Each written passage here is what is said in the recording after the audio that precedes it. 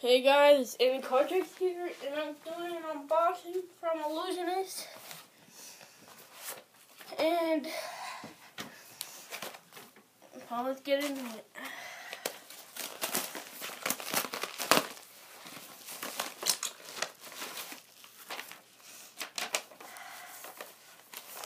This one I got 3.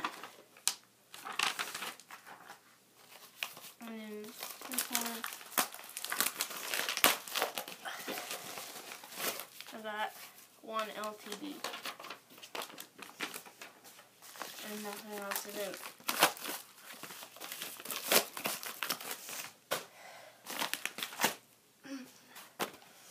And I'll be doing a